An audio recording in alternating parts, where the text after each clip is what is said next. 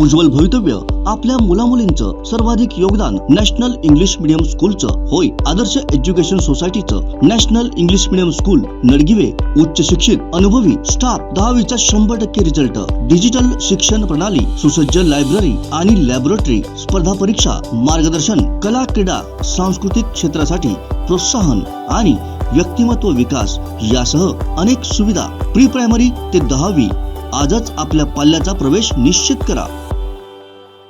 गेली अनेक वर्ष रखडलेल्या नवीन कुर्ली ग्रामपंचायत प्रश्नावरून राष्ट्रवादीचे अनंत पिळणकर यांनी थेट पुरावे देत आरोप केले। याबाबत काय म्हणालेत पिळणकर पाहूया।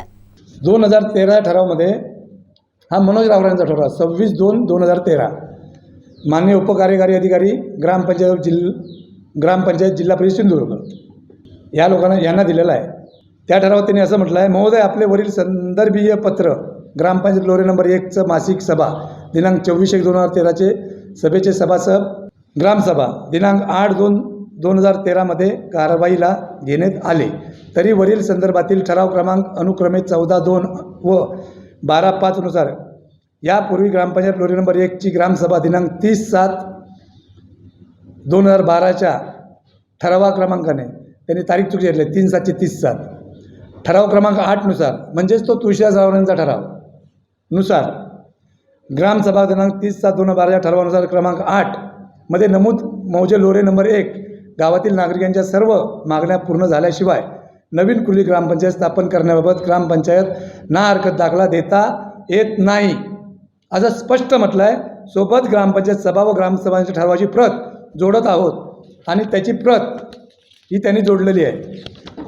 त्याच्यामध्ये सूचक मनोज तुळशीदास रावराणे, अनुमोदक शांताराम वासुदेव रावराणे अशी त्यांची नावं आहेत। दुसरा एक ठराव आहे त्याच्यात मनोज तुळशीदास रावराणे, अनुमोदक श्री सुमन रावजी गुरव, हे सगळी पत्रासहित तारखेसहित आणि ही खरी पत्र आहे, ती माझी पत्र नाही आहे, ही त्यांनी कार्यकारी माननीय उपमुख्य कार्यकारी अधिकारी ग्रामपंचायत यांना पत्र दिलेली आहे। ही त्यांच्याकडेही मिळणार तुम्ही मागितल्यानंतर माहिती आहे। यात माझा काय त्यांच्यावर आरोप करण्याचा संबंध नाही, मी कोणा आरोप करत नाही कधी खोट्या मी कुर्ली कर का माझा पडतो त्याचा मी उगाच बातम्या जात नाही आणि ज्या त्या माझ्या गावात ते मी छातीत सांगतो, मी प्रसिद्धी दिलेलं नाही। ह्या माझ्या गावावर होणारा अन्याय फोडण्यासाठी वार सरकार दरबारी आणि तुमच्या माध्यमातून मी वाचा फोडत असतो। हे जर कोणाला वाटत असेल फोटोशॉपिंग करतो तर त्यांच्या विचाराची ती गोष्टी आहेत, त्यांना मी काय बोलू शकत नाही। शिव साहेब, प्रजोत नायर साहेब, या दोघांचं सगळ्यातच मी परत सांगतो की या सगळ्या ग्रामपंचायतीचा जर श्रेय द्यायचं असेल तर विशाल तनपुरे साहेब आणि शिव प्रजोत नायर साहेब, त्याच्यावर अनेक लागलो आम्ही पराडकर साहेब डेप्युटी शिव, त्यांच्याकडे मी भराव काळ केला होता। कधी जर शिवसाहेब भेटले नाहीत तर राजन पराडकर साहेबांना भेटायचो, त्यांनी सुद्धा बराच सहकार्य केलेलं आहे। त्यांचंही आवर्जून त्याच्यामध्ये नावाचा उल्लेख करा, माझी विनंती आहे तुम्हाला, मी विसरलो ते।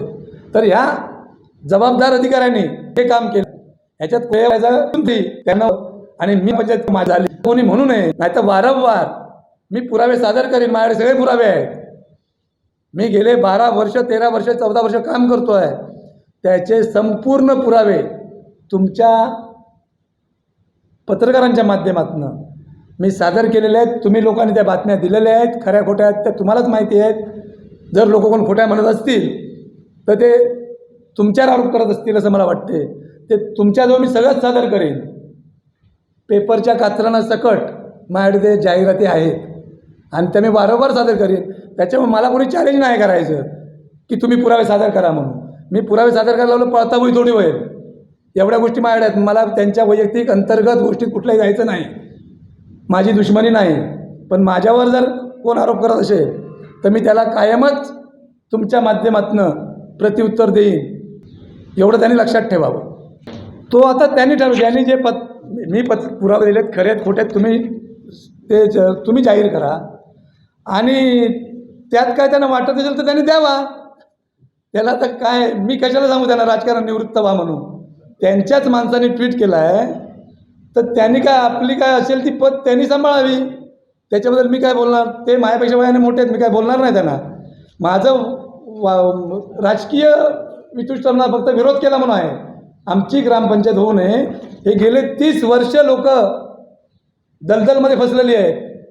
या लोकांचं दुःख बघणार आहेत की नाही? तुम्ही राजकीय नेते म्हणत असाल, तुम्ही समाजसेवक दुनियेचे म्हणत असाल, तर तुम्हाला हे कळतं की नाही की 30 वर्ष ग्रामपंचायत एवढा गावात 1000-1500 लोक गावात मरतायत, त्यांची तुम्हाला कळकळ नाही काय? कसले तुम्ही राजकीय नेते?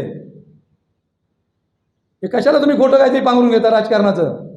तुम्ही त्या पदावर असताना पदावर बसता, हे सगळं आम्हाला माहिती आहे. तुमची राजकीय किती काम करता ह्याच्यावरून दिसतं ना. हे मला दाखवायची गरज पडलीच नसती. ह्या पत्रावर नाही की तुम्ही तसेच दाखवा आणि आमची नाही कोणती लायकी आहे. मी मदत जाऊ तरी समाजसेवा वयात वर्ष बालिश नाही का? राजकारण शिकू नये का बोलत? तो विषय नाही. कुठं प्रतिनिधी व्हायचा पहिल्याला गेलं तर मीच नाही कोणाला त्यांनी लागू नाही तो मारत नाही. जर कोणी केले तर हा माहिती आहे गेल्या 14 वर्ष कुर्ली ग्रामसाठी कुर्ली झगड येईल नाही तुमच्या सॅनवर आहे, त्या सत्तेवर आहे. परंतु मी जी धडपड करतो आहे ही माझी प्रामाणिक आहे. मला श्रेयवाद नको आहे. मला चॅलेंज केलं तर मी प्रत्येकाची कुंडली बाहेर काढीन. माझ्या अनेक लोकांच्या भानगडी आहे, मला त्यात जायचं नाही, मी काढणार नाही. पण माझ्या विरोधात जर कोण चुकीचं बोललं तर मी कधीही तुमच्यासमोर येणार आणि वेळ पडली तर रस्त्यावर पण उतरेन. मी ती ताकद दाखवीन. मी मला असलं कोणी करायला लावू नये, माझी त्यांना विनंती आहे. ह्या खोडसाळपणा बंद करा. ह्या फुकट भाकऱ्या भाजायच्या गरम तव्यावर बंद करा. तुमचा कोणताही आमच्या ग्रामपंचायत संबंध नाही. मी छाती टोकून सांगतो, आता लोऱ्या गावाचा संबंधच राहिलेला नाही आहे. ग्रामपंचायत त्यांची हरकत पाहिजे म्हणून अशा पद्धतीने प्रस्ताव केला आहे, म्हणून यांची धडपड चालू आहे. आता यांचं उगा धडपड चालू नाही आहे. यांनी 14 वर्ष गेली, 14 वर्ष हेळसांड केलीच, पण आता त्यांचा अधिकारच राहिलेला नाही. त्यांच्याकडे पत्र मागितलेलं नाही, त्यांच्या विना पत्राची फाईल गेलेली आहे, म्हणून ही धडपड चालू आहे. तुमचं राजकारण तुम्हाला लकला, तुम्ही मोठे व्हा, आमच्या शुभेच्छा आहेत, पण आमच्या वाटेला जाऊ नका, असं माझं प्रामाणिक मत आहे. आमचे दिवसभरातले सर्व अपडेट्स, ताज्या घडामोडी आणि थेट लाईव्ह पाहण्यासाठी सबस्क्राईब करा, लाईक करा कोकणचं नंबर 1 महा चॅनल कोकण 7 लाईव्हचं YouTube चॅनल.